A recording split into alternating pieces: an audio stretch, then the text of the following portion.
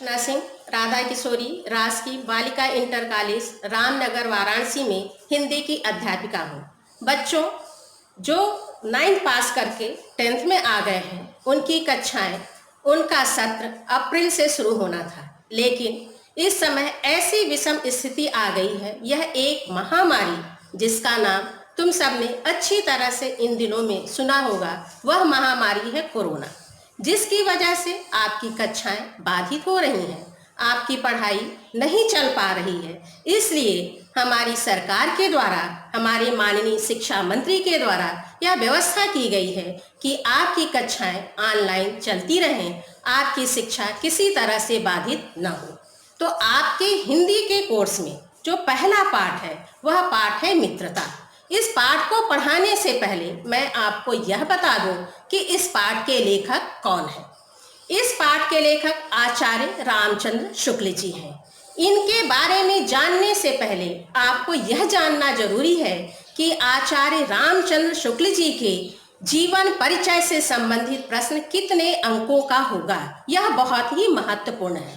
तो यह जो जीवन परिचय है वह 3 अंक का होगा, जिसमें 2 अंक आपको जीवन परिचय पे और 1 अंक उनकी रचना पर मिलेगा। आइए अब जानते हैं आचार्य रामचंद्र शुक्ल जी का जीवन परिचय।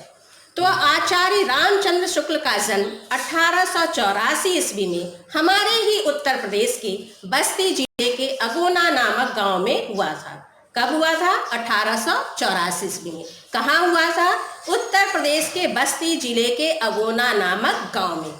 तो आपने इनके जीवन में इनके जन्म के बारे में जाना कि इनका जन्म कब और कहाँ हुआ था। 1884 ईस्वी में बस्ती जिले के अगोना नामक गांव में।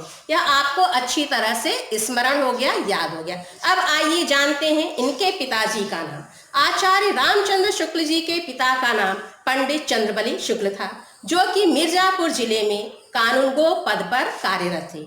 आचार्य रामचंद्र शुक्ल जी की शिक्षा दीक्षा मिर्जापुर जिले में ही हुई।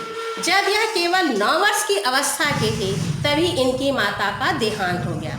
माता के दुख से वंचित होने के साथ साथ इन्हें अपने वी माता के दुर्व्यवहार को भी सहना पड़ा, जो कि इनके व्यक्तित्व में उसका प्रभाव हमें स्पष्ट पता चलता है। आचार्य रामचंद्र शुक्ल जी मिशन स्कूल में अध्यापन कार्य किए और उस समय इनकी पत्र पत्रिकाओं में इनके लेखन के कार्य आ रहे थे, जिससे प्रभावित होकर के नागरिक प्रचारणी सभा ने ससम्मान आचार्य रामचंद्र शुक्ल जी को बुलाया और उन्हें हिंदी शब्द सागर के संपादन का कार्य सौंपा।